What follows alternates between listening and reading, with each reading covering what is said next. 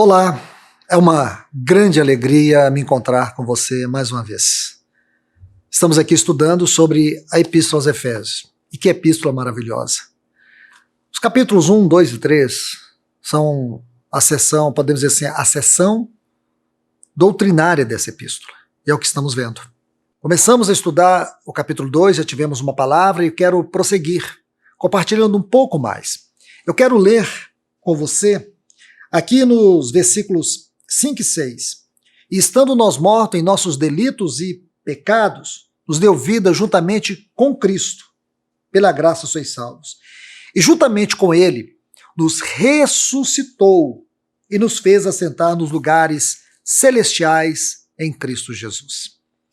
Ora, se você toma desde o versículo 1 até o versículo 6, e se você consegue mesmo, aos pés de Cristo, estudar este assunto, não tem como você não ficar assombrado, assustado, perplexo.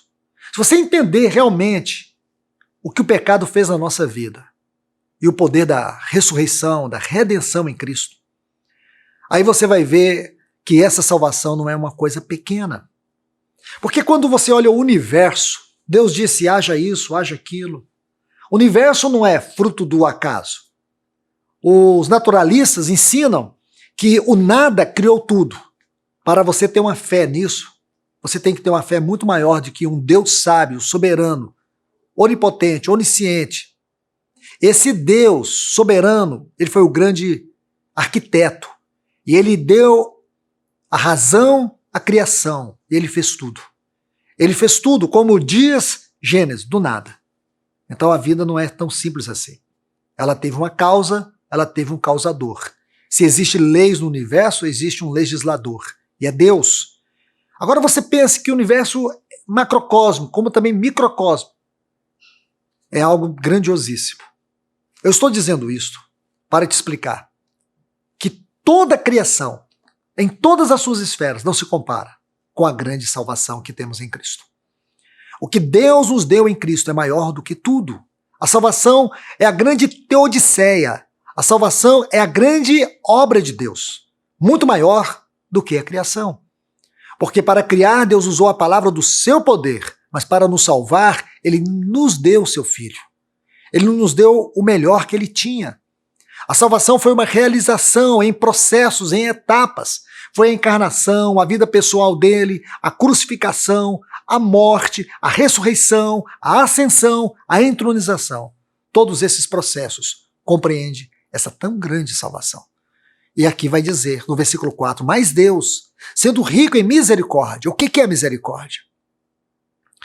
A misericórdia, Deus não dá o que nós merecemos. Como filhos da ira, merecíamos a condenação. Como aqueles que estavam governados pelos pensamentos do mundo, nós merecíamos o inferno.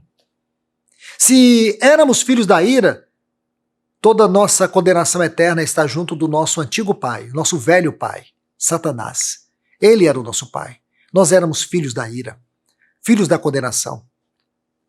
Nessa salvação, Deus não mudou apenas a nossa condição. Deus mudou tudo.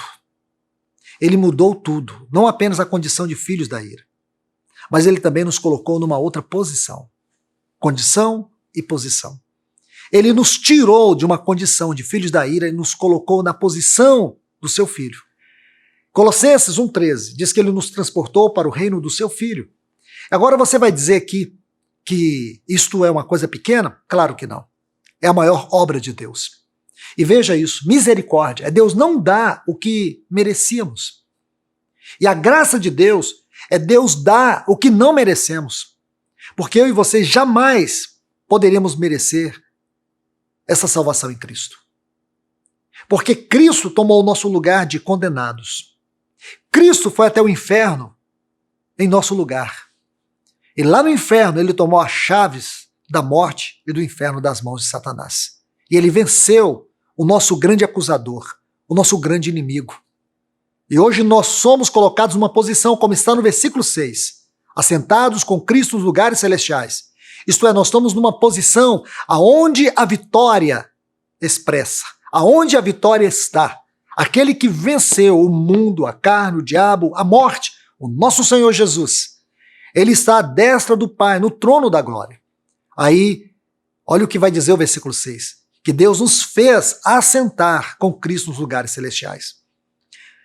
O termo grego para essa frase significa o desfrute dos privilégios daqueles que estão em Cristo Jesus. Aqueles que estão em Cristo Jesus já podem desfrutar desse privilégio de assentar. Essa palavra assentar envolve descanso. Assentar envolve prazer, envolve satisfação, envolve alegria de saber que nós já fomos eternamente perdoados. O nosso grande inimigo, ele já foi derrotado. Ainda estamos no corpo dessa carne, limitados pelo tempo, pelo espaço, limitados ainda por essa natureza, que ela precisa do trabalho da cruz, porque ela não converte. Ela precisa do trabalho da cruz. Então nós ainda estamos limitados, mas temos uma viva esperança, que nosso Senhor Jesus voltará, sairá do seu trono para nos buscar, e ele vai revestir esse corpo corruptível de incorruptibilidade. Esta é a tão grande salvação. Que Deus te abençoe com esta palavra. Amor é um sentimento sublime que tudo edifica, acolhe, doa, supera,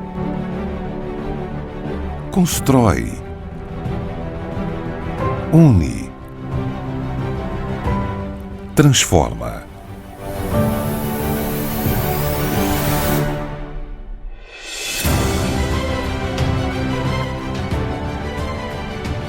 Tudo tem o seu tempo determinado e há tempo para todo o propósito debaixo do céu.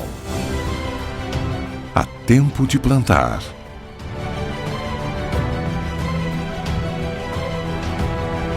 e tempo de colher.